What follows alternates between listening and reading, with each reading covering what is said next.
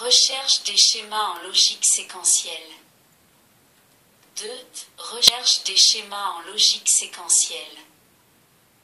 Ce chapitre présente un certain nombre d'informations qui, si elles sont très importantes en automatisme et dépassent quelque peu le cadre de cette leçon, ne sont pas indispensables à la compréhension des systèmes électroniques numériques qui suivront. 2.1. Recherche d'un schéma par la méthode des phases.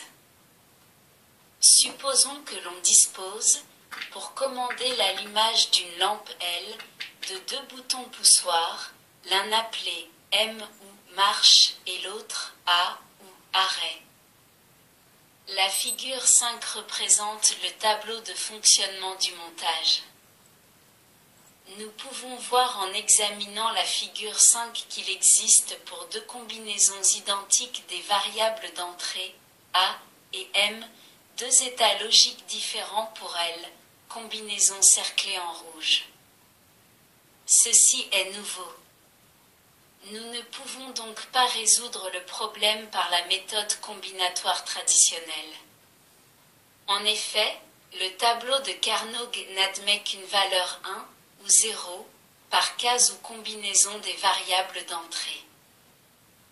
C'est pourquoi il est nécessaire d'introduire une variable secondaire encore appelée mémoire qui permet de conserver le souvenir des événements antérieurs et d'établir une chronologie. En technologie électrique, cette mémoire est matérialisée par un relais X qui est une variable de sortie et son contact X qui est une nouvelle variable d'entrée. L'état antérieur de la sortie, compte tenu du retard introduit, est ainsi pris en compte comme une variable d'entrée supplémentaire appelée variable secondaire. On l'appelle variable interne en électronique.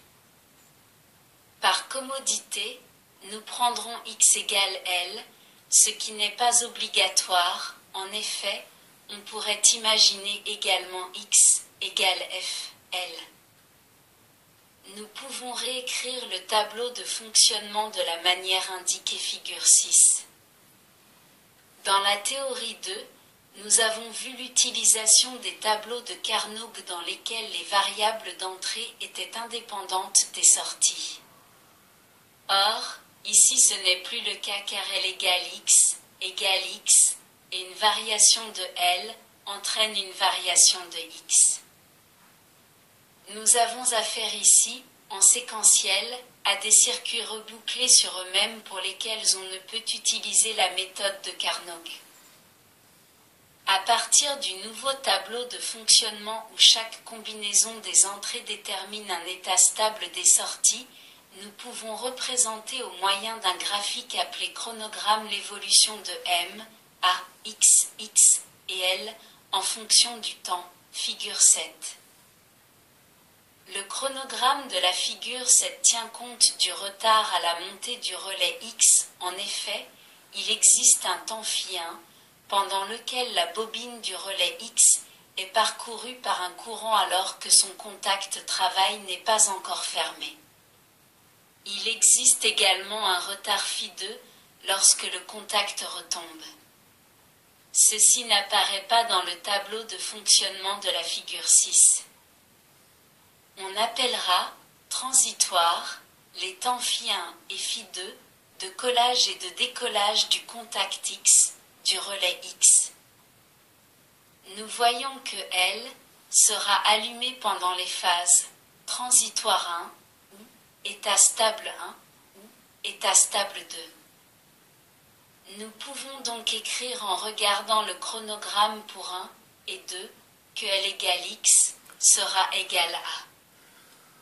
Or, comme nous l'avons vu dans une théorie précédente, A plus A bar B égale A plus B, donc X égale A bar M plus X. Le schéma de la figure 8 matérialise l'équation trouvée. Le logigramme est représenté par la figure 9.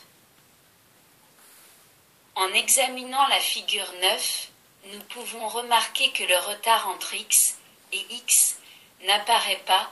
Toutefois, il existe un retard dû au temps de transit à travers la porte OU et la porte B qui conditionne la boucle de réaction figure 9.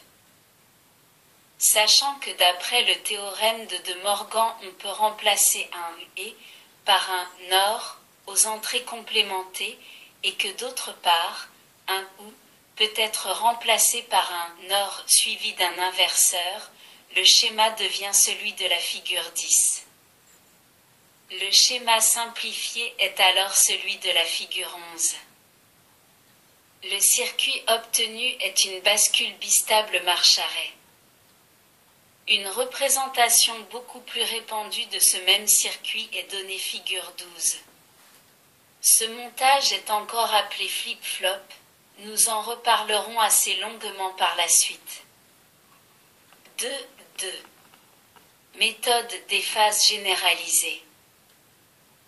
Une méthode que nous ne démontrerons pas ici car elle dépasse largement le cadre de cette leçon permet de remplacer la simplification algébrique par des tableaux de Carnot.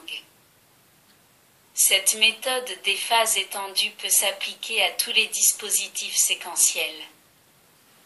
On appelle phase le temps pendant lequel se déroule un état transitoire ou stable. 1. Diagramme des phases. Le diagramme des phases est représenté par un quadrillage, figure 13.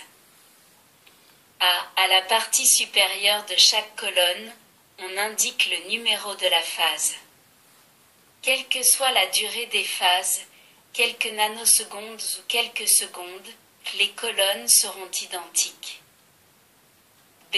On indique, figure 14, en face de chaque ligne, successivement dans l'ordre de leur mise en œuvre.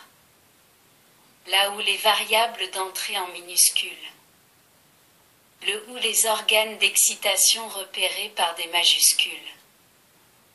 Là où les variables secondaires de transfert dans l'ordre de leur utilisation représentées par des minuscules. Là où les sorties en majuscules. Pour chaque variable d'entrée et chaque variable secondaire de transfert, on définit une pondération P, qui est un nombre tel que pour la première variable d'entrée P égale 2 puissance 1 moins 1 égale 1, pour la seconde variable P égale 2 puissance 2 moins 1 égale 2, pour la nième variable P égale 2 puissance n moins 1. Dans l'exemple déjà résolu précédemment, le tableau des phases est représenté figure 14. 2. Tracé du diagramme. Examinons le tableau de la figure 14. La phase 0 représente par convention l'état de repos du système. Les traits gras tracés sur les lignes horizontales du tableau correspondant aux variables représentent ces variables ou contacts à l'état 1 pendant chaque phase. Les traits gras discontinus horizontaux représentent l'état 1 des excitations dans chaque phase. À chaque fois que la modification de l'état d'une variable d'entrée, y compris les variables secondaires, entraîne un changement d'état d'une sortie, y compris les excitations, ceci est matérialisé par une flèche verticale, en gras. Toutefois, les dépendances entre excitation et variables secondaires de transfert seront marquées par des flèches obliques pour tenir compte du retard appréciable, temps phi égal de transfert, introduit par le rétrocouplage.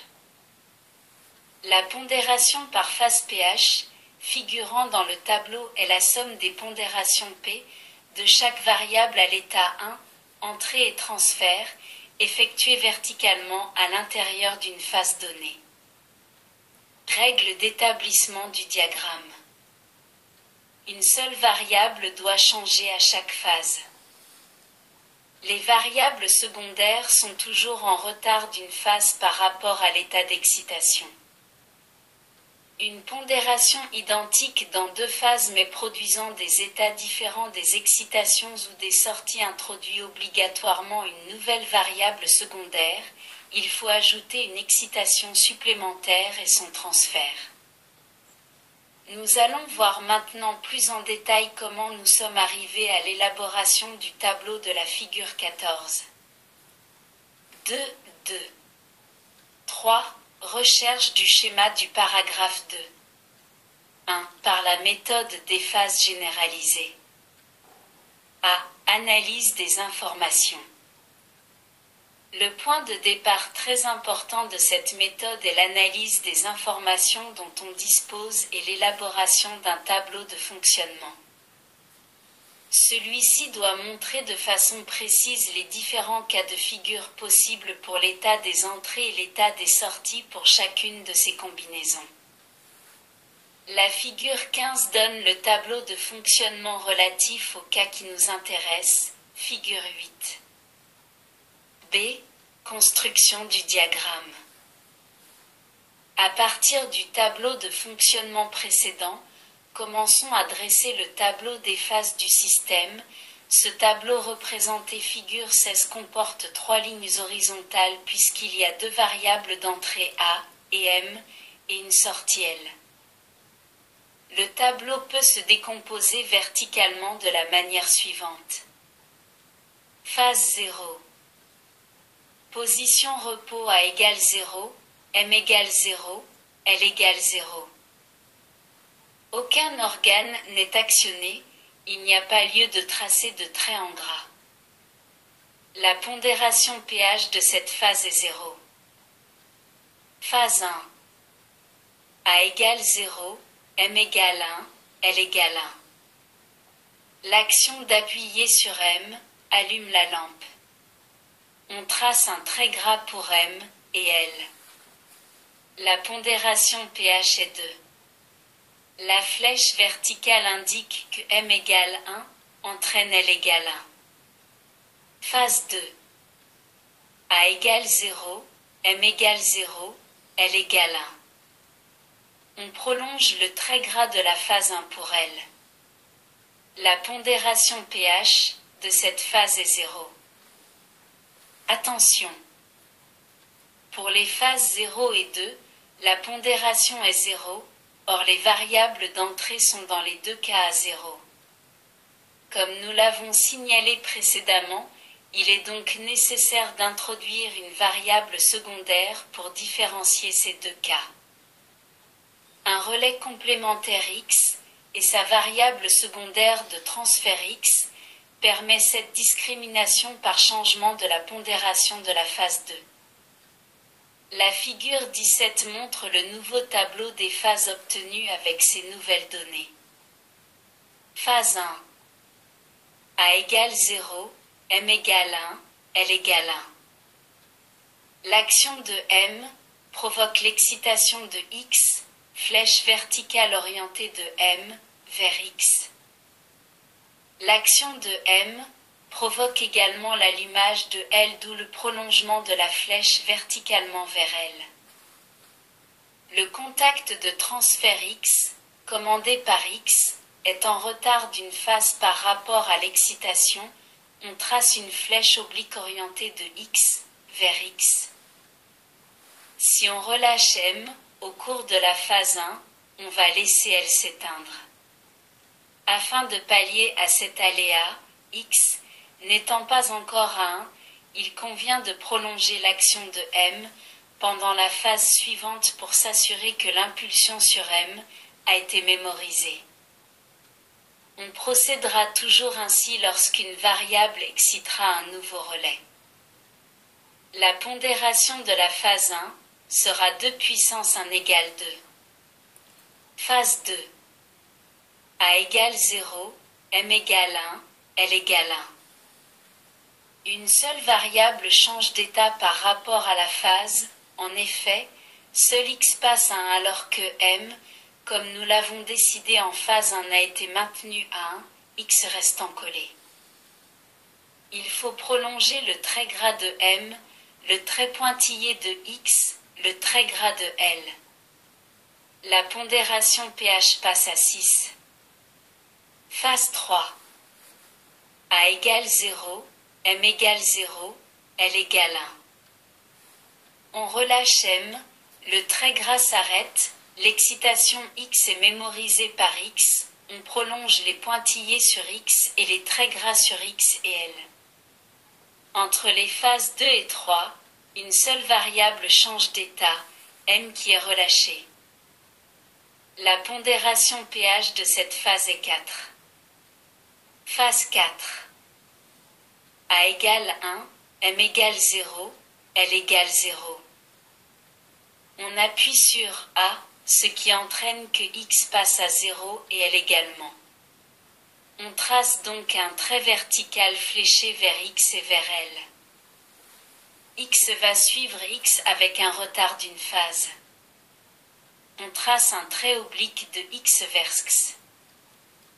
On s'aperçoit que si l'on relâche A pendant la phase 4 alors que x n'a pas changé d'état, un aléa de fonctionnement peut apparaître, elle se rallumant du fait que l'action sur A n'a pas été mémorisée par x, variable secondaire d'entrée.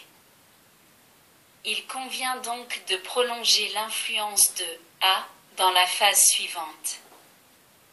La pondération pH de cette phase est de 5. Phase 5. A égale 1, m égale 0, L égale 0. L'action sur A est prolongée, on trace le trait gras. Il n'y a plus d'excitation de transfert. La pondération pH de cette phase est de 1. Phase 6. A égale 1, m égale 1, L égale 0.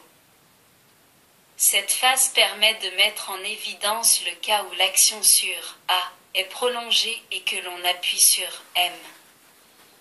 On trace de traits pleins. La priorité est donnée à l'arrêt, l'action sur M n'a pas d'effet donc il n'y a pas lieu de tracer d'autres traits. Phase 7.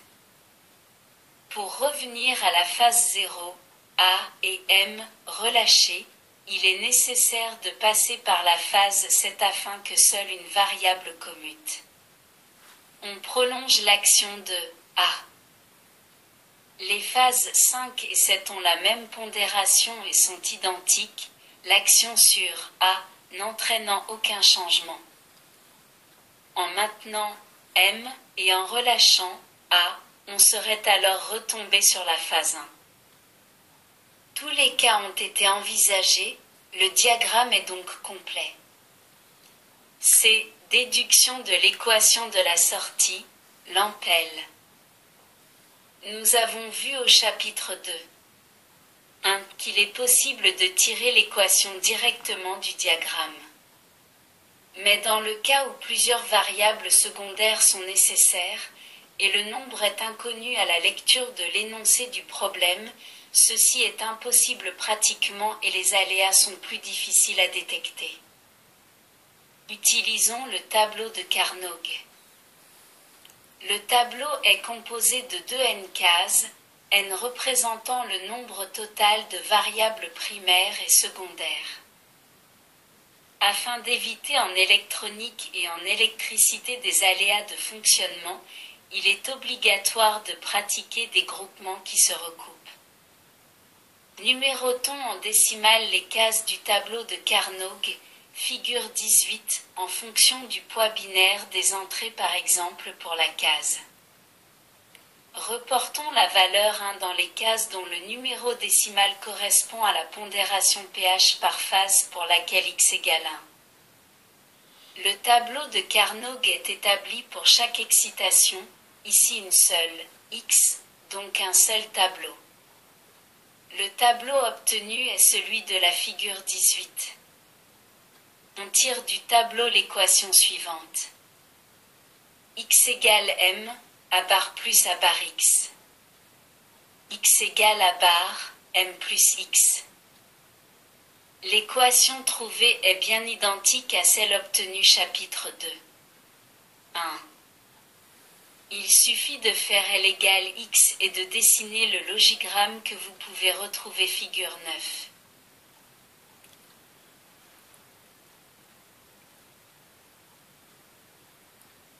Merci, d'autres écoute.